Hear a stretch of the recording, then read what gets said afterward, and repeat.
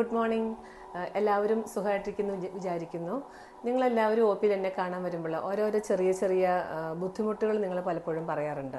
അപ്പോൾ അങ്ങനെയുള്ള ഓരോ ബുദ്ധിമുട്ടുകൾ നിങ്ങൾ പറയുമ്പോൾ എനിക്ക് മനസ്സിലാകുന്ന രീതിയിൽ ഞാൻ അതിൻ്റെ മറുപടിയും തരാറുണ്ട്. പക്ഷെ എന്നാൽ പോലും അതിൻ്റെ എല്ലാ വശങ്ങളും വിശദീകരിക്കാൻ എനിക്ക് സമയം കിട്ടാറില്ല. അപ്പോൾ അതുകൊണ്ട് നിങ്ങൾ പറയുന്ന ഓരോ കൊച്ചു കൊച്ചു ബുദ്ധിമുട്ടുകളും ഞാൻ എൻ്റെ ബുക്കിൽ നോട്ട് ചെയ്ത് വെച്ചിട്ടുണ്ട്.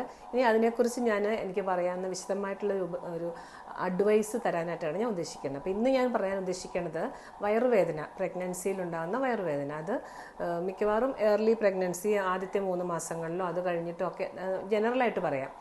അപ്പോൾ ഈ തുടക്കത്തിനെക്കുറിച്ച് പറഞ്ഞു കഴിഞ്ഞാൽ സ്റ്റാർട്ടിങ്ങിലെ പ്രഗ്നൻസിയിലാണെങ്കിൽ എല്ലാവരും എനിക്കൊന്നൊരു 90% ഓഫ് ആൾക്കാരും പറയുന്നൊരു കംപ്ലയിൻ്റാണ് വയറുവേദന.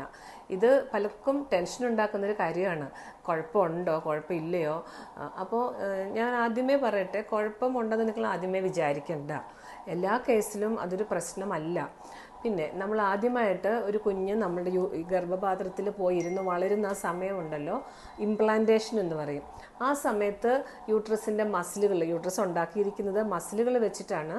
ആ മസിലുകളിലൊക്കെ ഒരു ഇറിറ്റേഷനും യൂട്രസിൻ്റെ അകത്തെ ലൈനിങ്ങിലും ഒക്കെ ഒരു ഇറിറ്റേഷനൊക്കെ വരുമ്പോൾ ആ ഒരു ഇംപ്ലാന്റേഷൻ്റെ സമയത്ത് കുഞ്ഞു കുഞ്ഞു വയറുവേദനകൾ ഉണ്ടാകാം.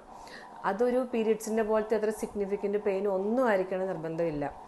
ഇനി അതിനുശേഷം നമുക്ക് പ്രഗ്നൻസിയുടെ ലക്ഷണങ്ങൾ ഉണ്ടാകത്തില്ലേ, പൊളിച്ചുതകട്ടിൽ, എമ്പക്കം, ഗ്യാസ്. അപ്പോൾ ഈ ഗ്യാസിൻ്റെ തന്നെ വയറുവേദനയും ഒരു വലിയൊരു ശല്യമായിട്ട് നിങ്ങൾക്ക് അനുഭവപ്പെട്ടേക്കാം.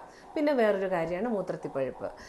ഈ പ്രഗ്നൻസിയിൽ യൂറിനറി ഇൻഫെക്ഷൻസ് ഉണ്ടാകാൻ വളരെ കൂടിയ ചാൻസ് ഉണ്ട്. അപ്പോൾ നിങ്ങൾ വയറുവേദന എന്ന് പറയുമ്പോൾ തന്നെ ഉണ്ടാകുമ്പോൾ തന്നെ ഇത് വല്ല കുഴപ്പമാണോ, അബോർഷൻ ആകുമോ എന്ന് ചിന്തിക്കുന്നതിന് മുമ്പ് ഈ പോസിറ്റീവ് സൈഡിനെ കുറിച്ച് ആലോചിക്കുക.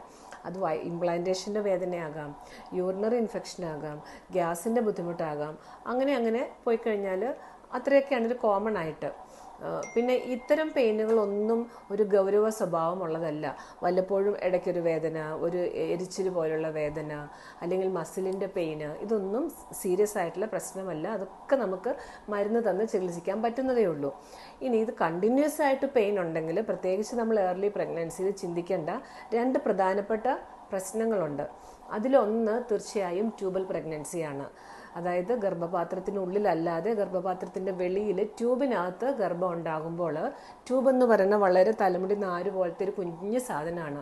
അതിനകത്ത് ഗർഭം ഉണ്ടായിക്കഴിഞ്ഞാൽ അത് അവിടെ ഇരുന്ന് പൊട്ടി പുറത്തു വരികയും സിവിയർ ആയിട്ടുള്ള അതികഠിനമായ വേദനയായിരിക്കും നിങ്ങൾക്ക് അനുഭവപ്പെടുക. അതൊരിക്കലും ഒരു ചെറിയ വേദനയല്ല.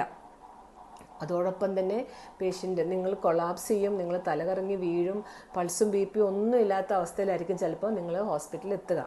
അതൊരു എമർജൻസി സിറ്റുവേഷനാണ്. അത് നമുക്ക് സ്കാനിങ്ങിലൂടെ കണ്ടുപിടിക്കാൻ പറ്റത്തുള്ളൂ.